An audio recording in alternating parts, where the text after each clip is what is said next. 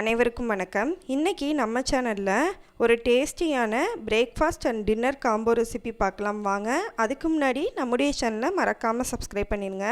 இப்போ இந்த ராகி கார பணியாரம் செய்கிறதுக்கு 1 கப் அளவுக்கு நம்ம ராகி மாவு எடுத்துக்கலாம். இப்போ பணியார மாவுக்கு ஏற்ற மாதிரி நம்ம மாவை ரெடி பண்ணணும். அதுக்கு 1.5 கப் அளவுக்கு தண்ணி ஊற்றுனீங்க அப்படின்னா சரியாக இருக்கும். ரொம்ப மாவு கட்டியாகவும் இல்லாத மாதிரி தண்ணியாகவும் இல்லாத மாதிரி பார்த்து கொஞ்சம் கொஞ்சமாக நம்ம கலந்து விட்டு எடுத்துக்கலாம். இப்போ கடாயில் 2 டேபிள் ஸ்பூன் அளவுக்கு எண்ணெய் சேர்த்துக்கலாம். எண்ணெய் நல்லா சூடு ஏறினதுமே இதில் 1 டீஸ்பூன் அளவுக்கு கடுகு சேர்த்துக்கலாம். 1 டீஸ்பூன் அளவுக்கு உளுந்து, அப்புறமா அதில் 1/2 டீஸ்பூன் அளவுக்கு ஜீரகம் சேர்த்துக்கலாம். இதை நல்லா கலந்துட்டு அப்புறமா 1 டேபிள் ஸ்பூன் அளவுக்கு குழம்பு கடலைப்பருப்பு சேர்த்துக்கலாம். இப்போது ஒரு பெரிய வெங்காயத்தை சின்ன சின்னதாக இந்த மாதிரி நறுக்கி சேர்த்து நல்லா கிளறி விட்டு எடுத்துக்கலாம். இப்போது இதில் 1 கத்து அளவுக்கு கருவேப்பிலை சேர்த்துக்கலாம். இதை நல்லா கிளறி விட்டுட்டு 1 துண்டு அளவுக்கு இஞ்சியை சின்ன சின்னதாக நறுக்கி சேர்த்துக்கலாம். நம்ம காரத்துக்கு ஏற்ற மாதிரி பச்சை மிளகாயை சின்ன சின்னதாக நறுக்கி எல்லாத்தையும் நல்லா வதக்கி விட்டுக்கலாம்.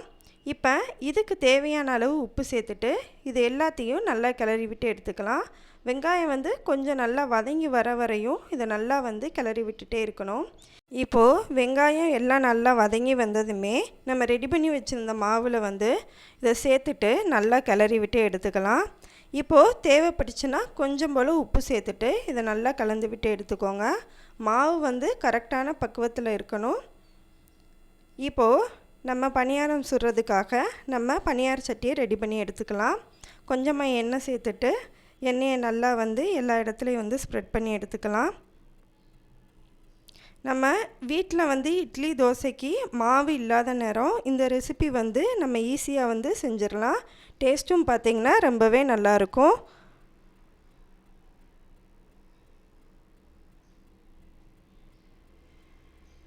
இப்போ இதை ஒரு மூடி போட்டு மூடிடலாம். ஸ்டவ் நல்லா மீடியம் ஃப்ளேம்லேயே வச்சுட்டு இது நல்லா வெந்து வந்ததுமே ஒரு கரண்டி வச்சு இந்த மாதிரி திருப்பி போட்டு எடுத்துக்கலாம். இப்போ அடிப்பகுதி எல்லாம் நல்லா வெந்து வந்ததுமே இதை ஒரு பிளேட்டில் மாற்றி எடுத்துக்கலாம். இப்போ பார்த்திங்கன்னா ஒரு டேஸ்டியான ராகி பணியாரம் கார பணியாரம் ரெடி ஆயிடுச்சு.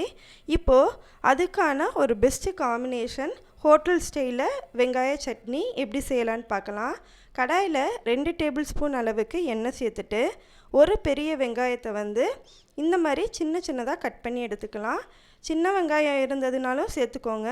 இப்போது வெங்காயம் கொஞ்சம் வதங்கி வந்ததுமே இதில் 3 பெரிய சைஸ் அளவுக்கு வெள்ளைப்பூண்டு சேர்த்துருக்கேன். சின்ன பூண்டாக இருந்துச்சுன்னா ஒரு 6 பல் பூண்டு சேர்த்துக்கோங்க.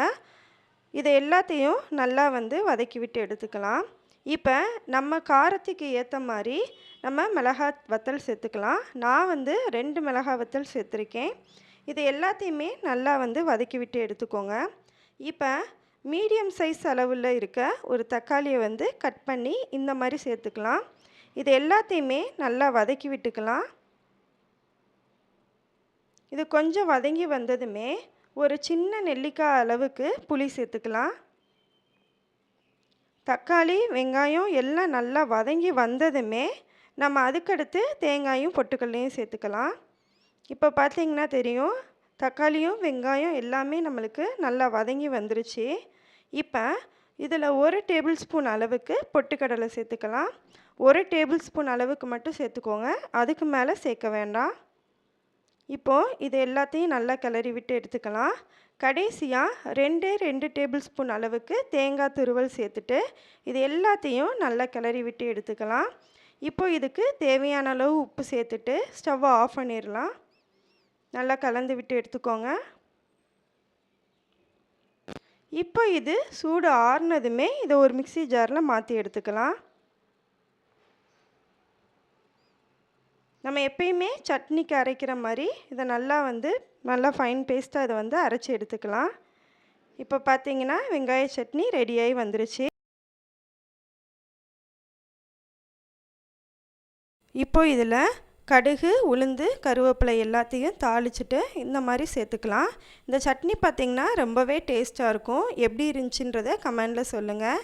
அப்படியே நம்முடைய சேனலை மறக்காமல் சப்ஸ்கிரைப் பண்ணிடுங்க.